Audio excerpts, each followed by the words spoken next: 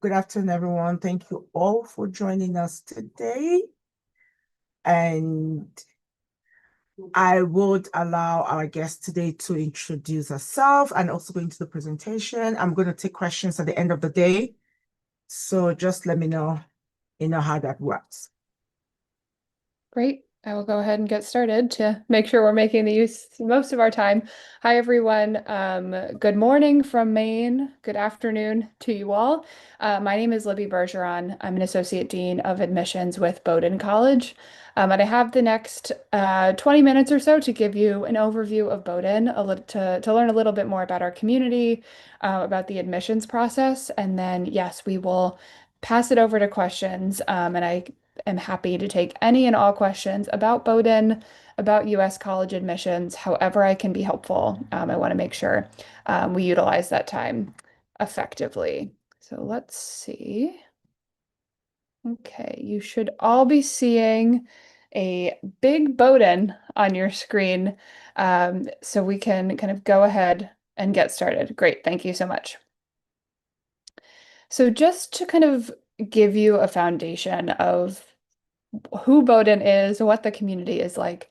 Bowdoin is a small liberal arts college of just under 1,900 students located in coastal Maine.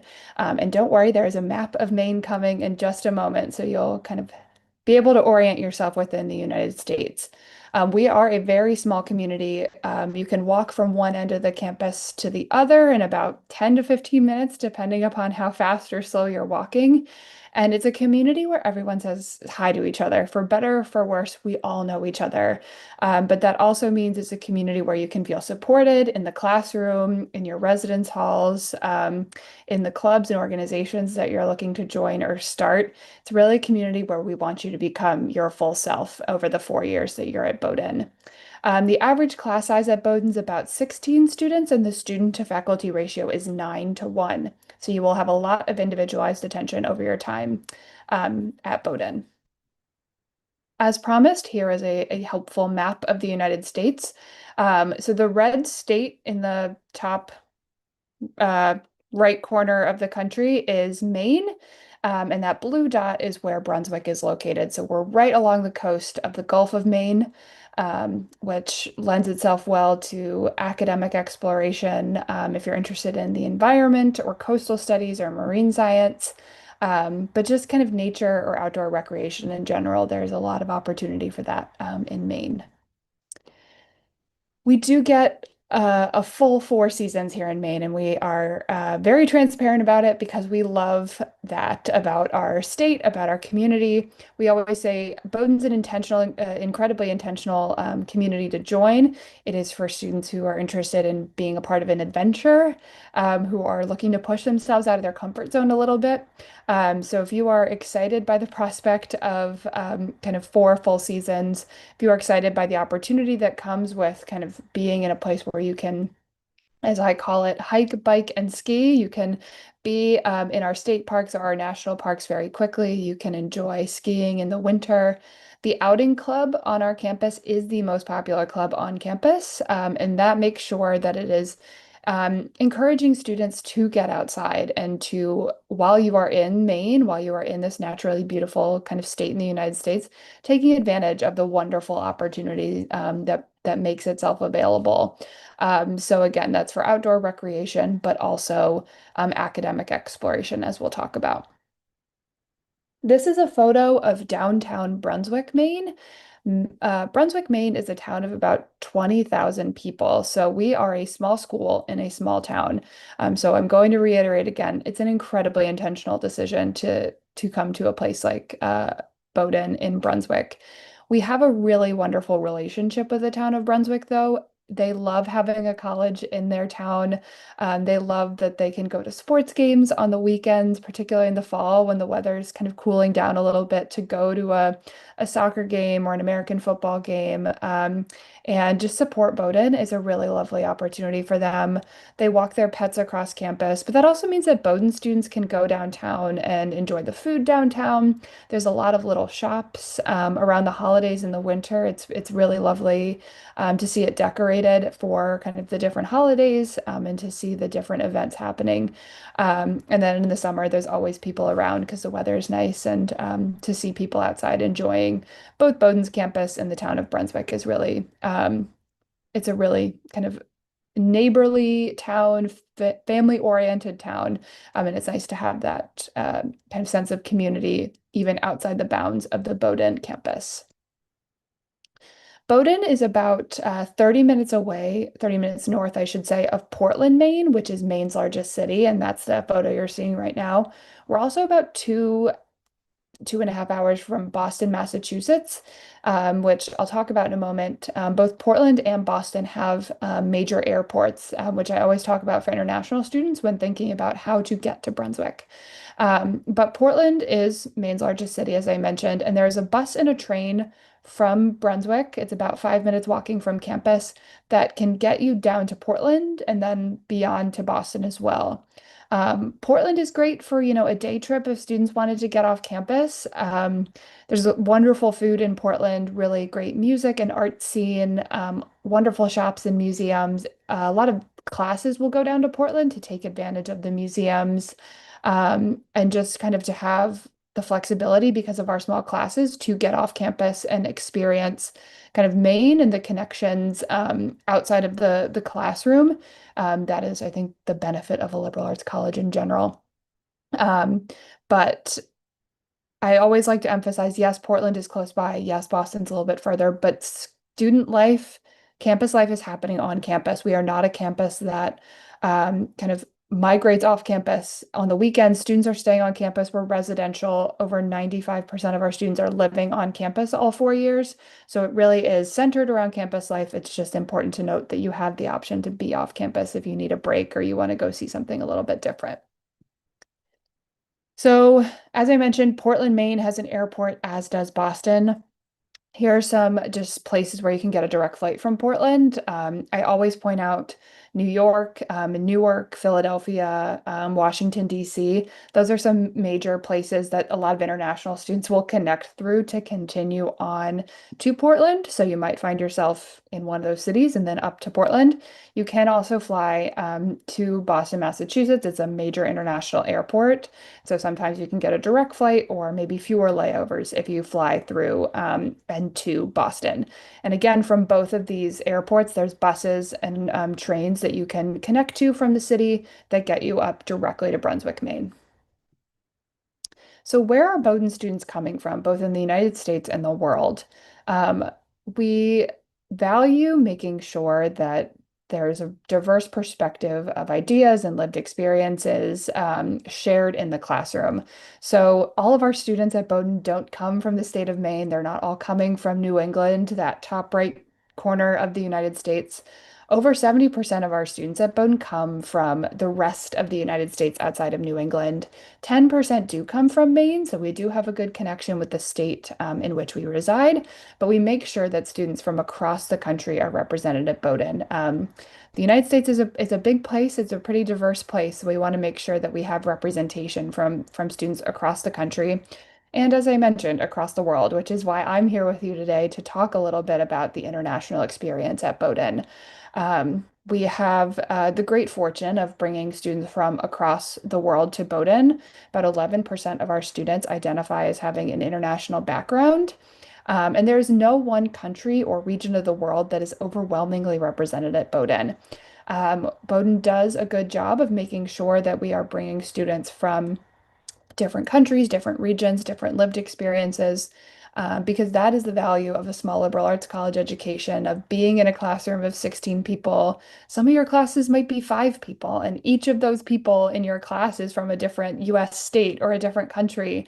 And the conversation that comes from being amongst people who share different lived experiences from you and different perspectives and different opinions can only strengthen your own kind of intellectual curiosity and interests and thoughts. So we do want to make sure that we're bringing students from across the country and across the world to share in this Bowdoin experience. It would not be a presentation about Bowdoin, a presentation about Maine without some kind of beautiful photography of what it's like to live in Maine. This is one of my favorite photos, I think, A, because it's a beautiful photo of Maine and what it looks like to live on the coast of Maine. But it also shows what a small classroom and the flexibility of being in a class of fewer than 20 students can do. I mean, it's easy for professors to be like, hey, the weather's nice. We can just take a school van and we can go down to the coast and do some research, do some experiential learning. There's no need to sit in the classroom today if we can go out and experience kind of what we've been learning in the classroom for ourselves outside. We do have the Schiller Coastal Studies Center at Bowdoin, which is 20 minutes from campus, and it is academic lab space, it is academic classroom space, right on the water. And so it lends itself well to just being able to kind of transplant your class to the Schiller Coastal Study Center and be right in kind of a living lab. That accessibility isn't available to all colleges just because of their location. So I feel like I talk about our location in Maine a lot, but that is because it is a huge part of the experience of being at Bowdoin. And it just really makes for a really rich academic experience because of that flexibility. But also know I've been talking to a lot of students interested in the humanities recently. And you can, English classes will go down to Schiller and talk about, literature connected to the environment and literature talking about kind of reflection in nature. You can also just go down to Schiller to hang out. The sailing team sails from there. There's picnic tables down there, so friends will just go, on a Saturday afternoon to enjoy the weather, kind of have a meal together, and just be near water, be in a beautiful place. So no, there's a little something for everyone at Schiller and in Maine in general. This is just an overview slide of what departments are available at Bowdoin. Um, Majority of these are majors and minors. Some of these are just minors. You do not declare your major course of study at Bowdoin and most liberal arts colleges until the end of your second year. So you come into Bowdoin undecided, undeclared. And so we want you to take some government and legal studies classes. We want you to take an environmental studies class, maybe take an anthropology class. And at the end of that second year, you will decide, okay, I've loved my history classes, I've loved my anthropology classes. Those are the two majors I will declare. You will have academic advisors there to support you for the first 2 years and talk about what classes are exciting to you. What do you maybe want to do after you graduate that might help direct you towards a department that makes sense for you to study? So no, you are not alone in choosing classes, choosing majors. You will have plenty of kind of people and resources around you to help decide what classes you want to take and talk about what might make sense for you. Here is a just quick breakdown of some of the most popular majors at Bowdoin. And when we say most popular, we mean most declared. So it's some iteration of this every year. This is in no particular order. And yes, just under 50% of students will declare a double major at Bowdoin. So that means they are choosing more than one department to study during their time at Bowdoin. And you have plenty of flexibility to do that. It is very easy to double major, which is why so many students choose to do it. The other thing I always talk at length about when talking about Bowdoin is this idea of the common good. It is truly a foundational value. It's from our first president, Joseph McKean, talked about the common good and the importance of making sure that your education is ultimately in service of others. So we have the McKean Center for the Common Good on campus, which is there to support students who are thinking about ways of taking what they're learning in the classroom, taking their education, and putting it towards kind of volunteer opportunities, service opportunities, locally in Brunswick, but also nationally and internationally. And there are fellowships and there are stipends and grants that students can apply for through the McKean Center to implement projects that are meaningful to you and that are more independently driven. So there's everything from kind of preset volunteer opportunities that students have been engaging with in Brunswick for years at this point, but know that there is also an opportunity for you if you come here and you're like, this is work I've been doing in my home community and I'm really excited about it. I'd love to see how I can implement it at Bowdoin. there's plenty of opportunity for you to engage with the McKean Center and start your own projects and implement your own ideas. This is just A, another beautiful photo of Maine, but B, an opportunity to really drive home what a small class at Bowdoin couldn't look like. It's not out of the realm of possibility for your classes to be four people with a professor. And it's really important to note that professors have come to a place like Bowdoin and small liberal arts colleges in general to be teachers and to engage with students directly. They are there because they want to learn as much from you as they have kind of from their peers and from kind of their education. They see you as a learning partner.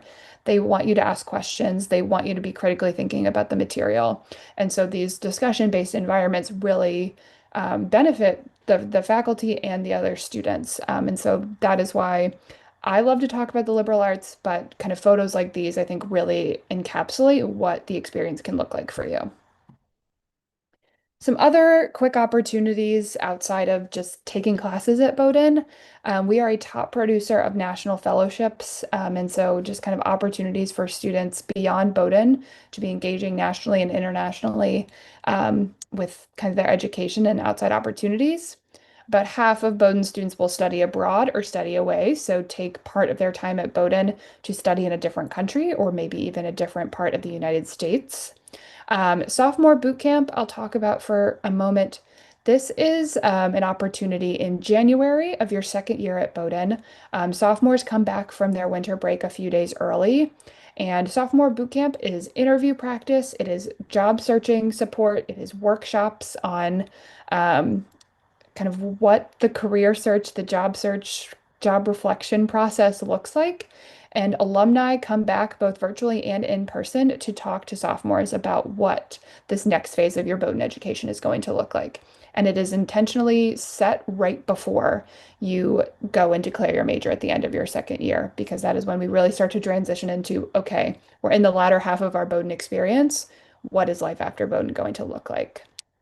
And as I mentioned with the McKean Center, know that there's internship stipends that students can apply for, as well as summer research grants. Here are just some quick slides on nonprofit employers where Bowdoin graduates, both domestic and internationally, are landing. So here are some of the places that our students are landing after they graduate from Bowdoin, nonprofit wise. Here are some corporate employers of Bowdoin graduates. I always take a moment to shout out Netflix. The co-founder of Netflix, Reed Hastings, is a Bowdoin alumni, and he recently donated a pretty significant amount of money to Bowdoin to study artificial intelligence and the humanities, and so to think about AI ethically. So always want to give Reed a quick shout out because he has been very generous to Bowdoin students and the Bowdoin community. And then a handful of our students every year, about 20%, will land in graduate school after graduation. So they are going all over the place. A handful of these are in Boston, which is close to Brunswick, but know that you can, wind up in Philadelphia or California or New York. You are not bound to New England. Um, Got a few minutes left. I'll talk very quickly about just kind of the highlights of our application process, the things we're looking for and the things we're not. We care about your academics. We want you to be strong academic students within the context of your home environment and school. So no, we're tasked with understanding your curriculum um, and how you've done within the curriculum available to you in your community and in your country. But we care just as much about who you are as a person, your extracurriculars, and your written pieces as well, kind of what values are coming through in your writing. Things that we're not looking at Bowdoin. We are need blind for all applicants, regardless of citizenship, and we're only one of a handful of colleges in the US that can say that regardless of citizenship.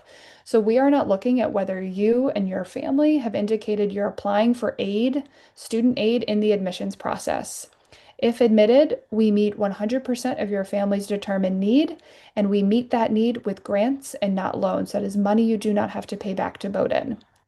We are also test optional, so we are not looking at testing if you do not want to submit it with your application. That includes SAT, ACT, and English language proficiency testing. You can submit all of it, you can submit none of it. Truly know that It is one piece of the application. And if you do not want us to see it, we will just use the other academic pieces you've submitted to determine kind of your fit and preparation for the Bowdoin community. Finally, this is kind of wrapped up in our student aid.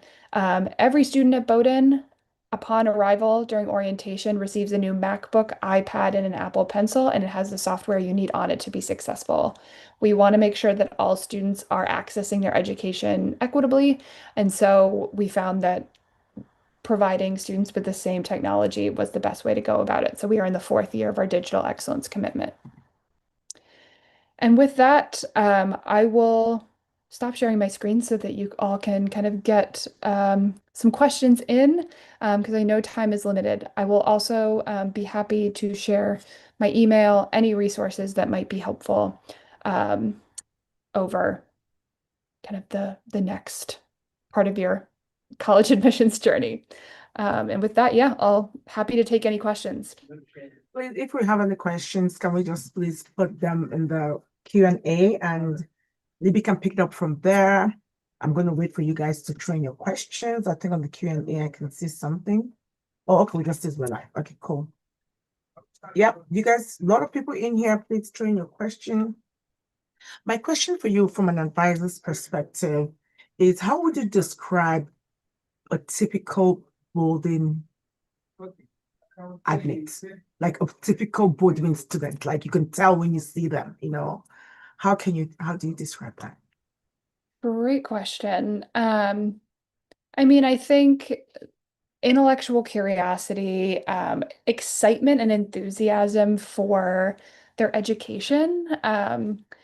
And that's not any particular field. It's just when they're writing about it in their essays, when they're writing about it in their extracurriculars, I can tell what academic areas or kind of extracurricular really get them excited. I think people always don't necessarily believe me when I say, like, I can tell authentically when you are excited about something. And so to write about the things that are most meaningful to you is always my tip because you get excited when you're writing about the things that are meaningful to you, and that enthusiasm truly comes through on the page.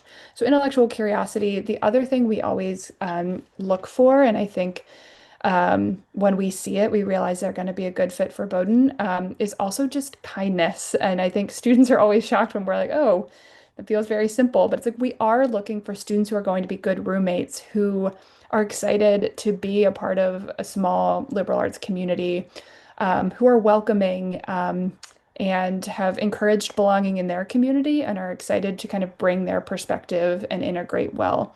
So I think intellectual curiosity and like kindness and empathy, thoughtfulness about community. Those are the things we're looking for. And yes, they come through in how you're talking about your extracurriculars and in your writing, but also know we get a lot of those values through your recommendations, through your counselor recommendations, through any teacher recommendations you choose to submit. So I always say choose wisely who you would like to recommend for you because those values do come through there as well.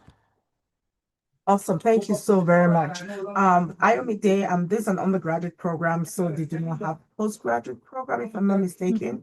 And Yes. Mary Wanjugu, agency fee, I don't think there's any agency fee, and nobody guarantees you a visa. Not even the US president can guarantee you a visa. So there's no visa guarantee here. How easy is it to make friends okay, this question will be for you. How easy is it to make friends at a first year student, especially if you're coming from another country? Yeah, that is a wonderful question, and that is an understandable anxiety that a lot of students start thinking about before they jump in because they're like, I'm going to travel all the way across the world, and then like, how am I going to make friends?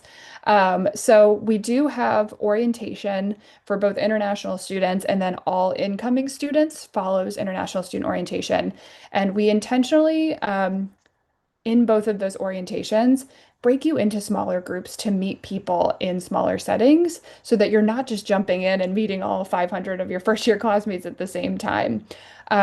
So we try to build in kind of smaller orientation trips and smaller meetings so that you're meeting different people regularly and having these conversations intentionally. Your residence halls and your roommates, The Office of Residence Life is very intentional about matching students with roommates who share similar interests, who share similar habits and hobbies, so that hopefully you get along with your roommate and that can be a built-in friend. But then they also are intentional about kind of building out your first year hall.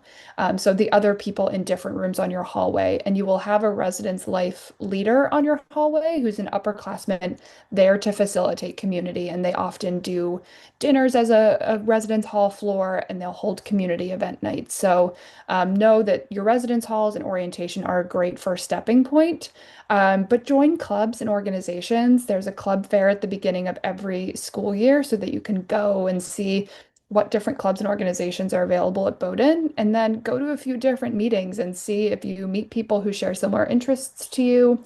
There is an international student association, so if you're looking to connect with other students who are international students, that's a great opportunity to do so.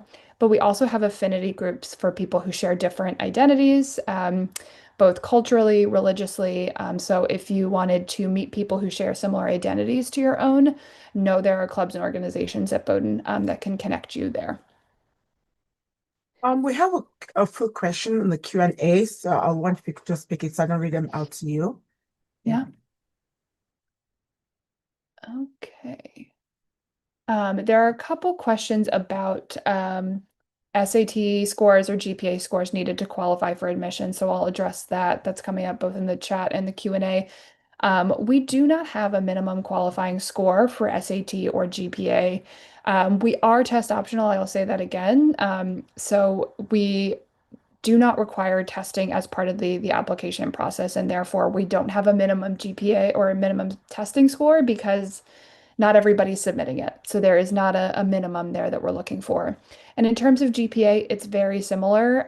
Every country and school seems to be doing something a little bit differently.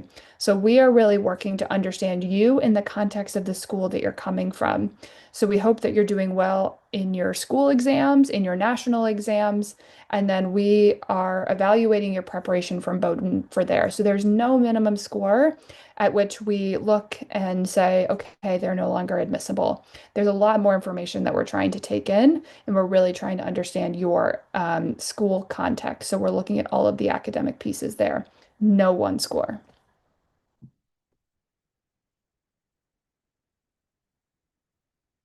Okay. Lots of wonderful questions coming in.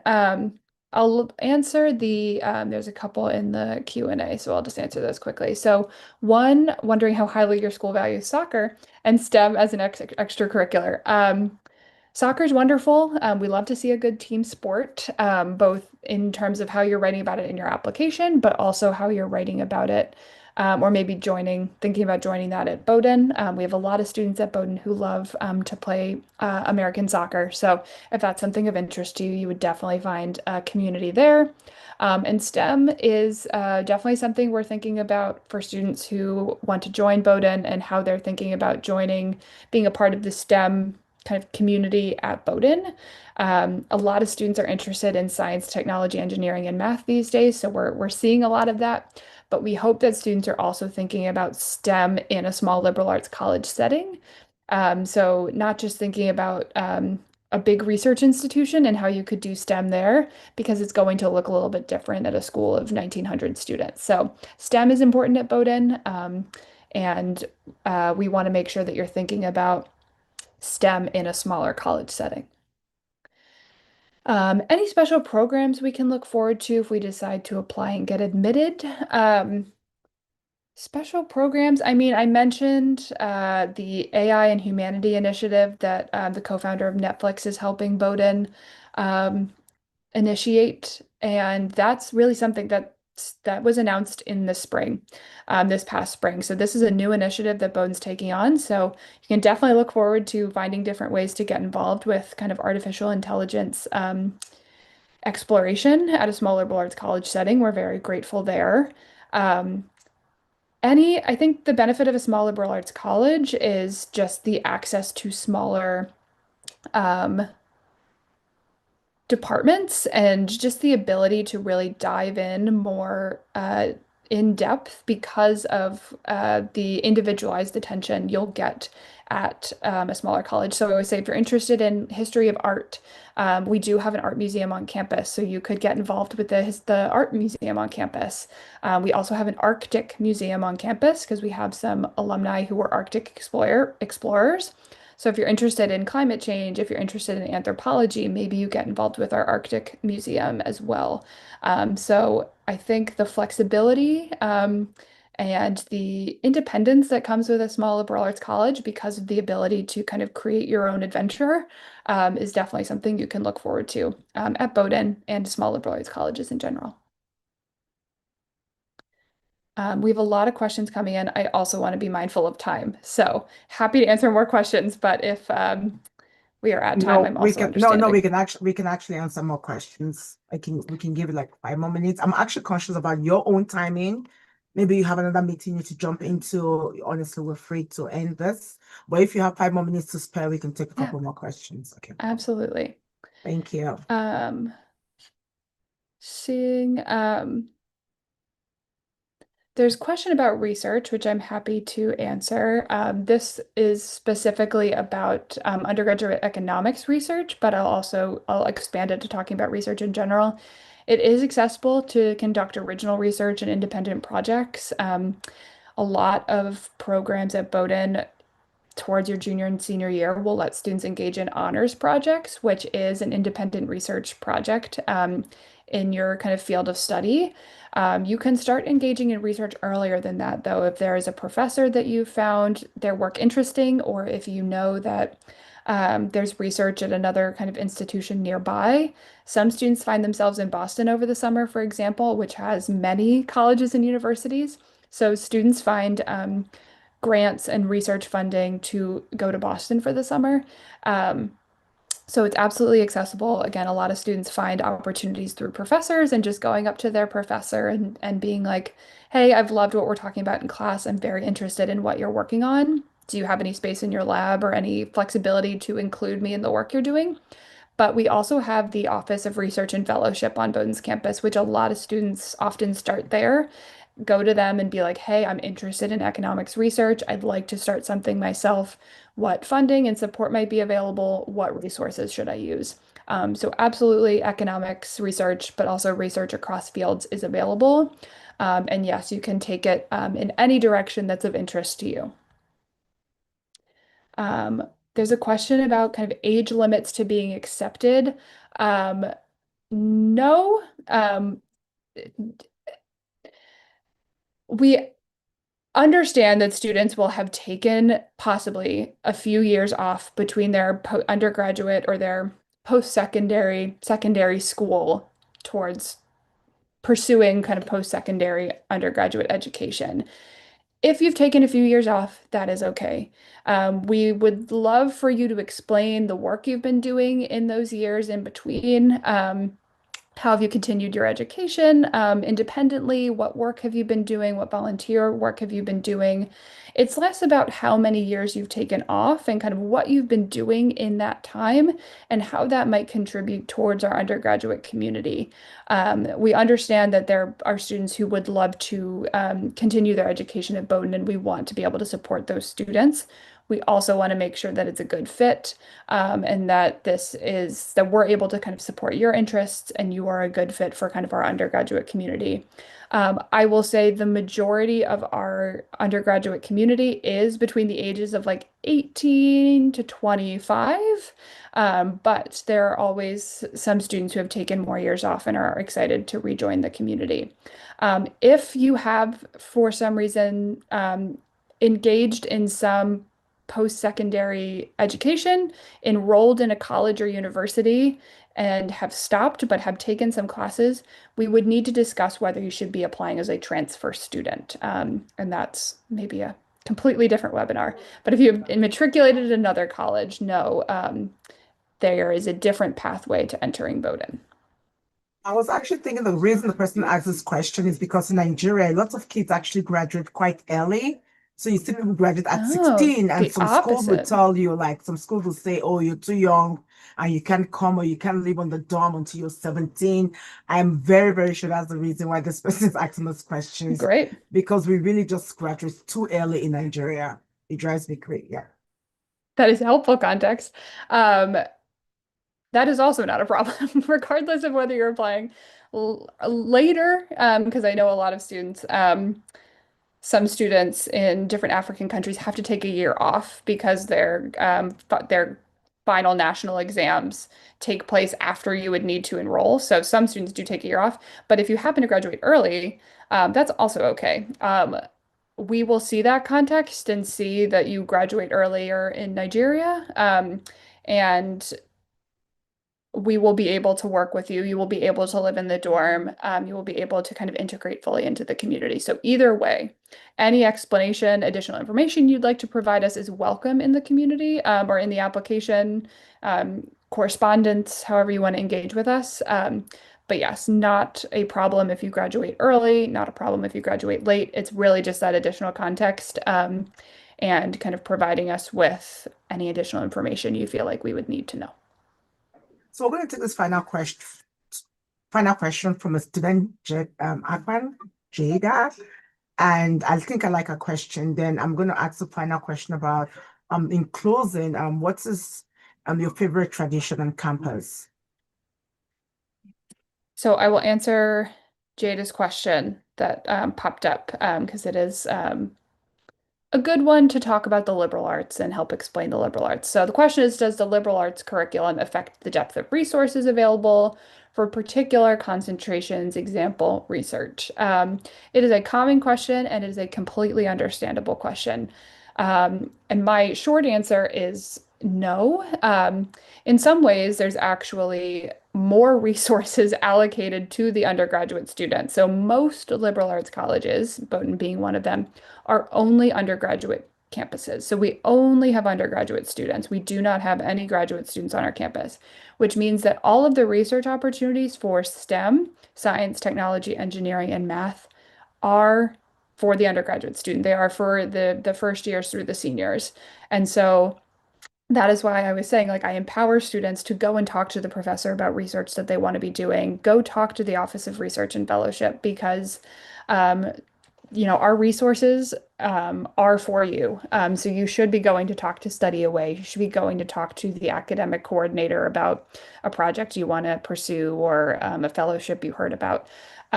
So in some ways, there's almost more opportunity because you're not fighting with quite as many people for access to professors. And your professors are teaching faculty. So they will be the one teaching your classes. They will be the ones in the dining hall with you. So know that the resources are explicitly for the undergraduate student at a liberal arts college. And then final question, favorite tradition. So you probably won't get out of a conversation with a Bowdoin person without hearing about food, without hearing about the experience of sharing a meal. Eating food, meals are incredibly important at Bowdoin. And I think there's no better tradition to encapsulate that than we start the school year. So the night before you start classes at Bowdoin, we have our annual lobster bake. Lobster is a delicacy in Maine. It is where the rest of the country pretty much gets their lobster from, is from Maine. So it's a big industry in Maine. And so we are grateful to have it right on our doorstep. And so if you're a vegetarian, as I am, you don't have to eat it. If you don't want it, there's other food options. But the point, regardless of the kind of choice of meal, is that getting together and having a meal with your community. And the lobster bake, the tables are all very long, kind of banquet tables, so that you have to sit down and eat with other people. And actually, one of our dining halls at Bowdoin is like that as well. There's only long banquet tables. And that's so you have to go and sit with someone, which sounds incredibly stressful when you don't know anyone, but it's about going and meeting people and like putting yourself out there and being in community. So I think the lobster bake, again, putting the food itself aside, it's really about bringing community together and like sharing a meal, being together for the first time at the beginning of the school year. I think it's just a really fun way to start the year, and everyone's just really happy to see each other and kind of be back in community. So I really want to be respectful of your own time. If you have few more minutes. I think these are two good questions that just came Yeah. in. One is do you have a 3-2 program at the engineering program at Bowdoin? And if yes, does your financial aid transfer when you're doing a 3-2 program?